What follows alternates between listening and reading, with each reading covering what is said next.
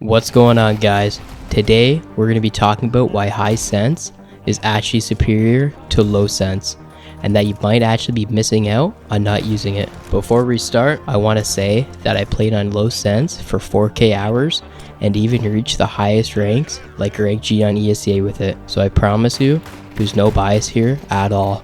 Let's start off looking at the average pro sense in Counter-Strike. The average EDPI is around 861. EDPI is your DPI multiplied by your sense in game, in case you didn't know that. I was previously using 800 DPI Sense 1 back in the day, so I was using the dead average sense. Now, let's talk about why high sense is actually superior.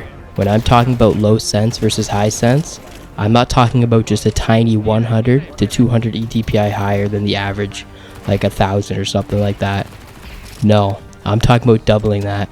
That's right. I have been using 1600 EDPI for the last 2000 hours, and I gotta say, I wish I was doing it the whole time. Let's summarize the pros and cons of high sense versus low sense. Overall, low sense gives you a bit more stability and more room to make mistakes with your aim adjustments. Due to how low your sense is, you really gotta move your arm or wrist to throw your aim off, and move your crosshair somewhere you don't want it. This can make your aim feel a bit more consistent, but it really limits your motion. Now, let's talk about high sense. Sure, those low sense pros sounded pretty good. However, let me tell you the pros of high sense, and you'll slowly see that they'll outweigh the pros of low sense easily. Now, the first pro of high sense: clearing angles and being able to flick and turn faster. Say you walked into a site and you need to check a few corners.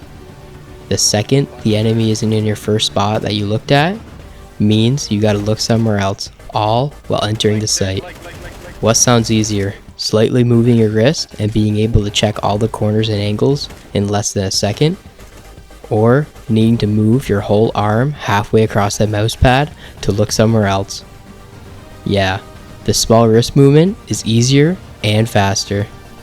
All of this also applies to flicking, so simply put, that small wrist adjustment to move your crosshair onto a target is a lot faster than moving your whole arm to flick onto a target. Flicking faster really puts you at an advantage when the time comes and you need to flick. And sure, if you need to turn around, you're usually as good as dead in Counter-Strike. However, with high sense, you get a higher chance of being able to turn in time if you hear them, so it's better than nothing. Now, another big reason to choose high sense over low sense: spraying is so much easier. Being able to control your spray without barely moving your hand at all feels amazing.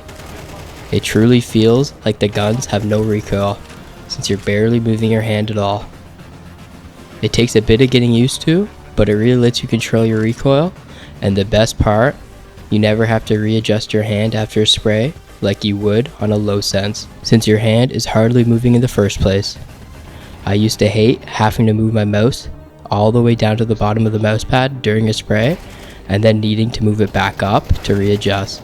I can go on and on about how high sense has so many more advantages, like never running out of mouse pad, and the time to reach the target just being objectively lower, and so on. Overall, the only pro to low sense is having more room to make mistakes with mouse movement. But guess what?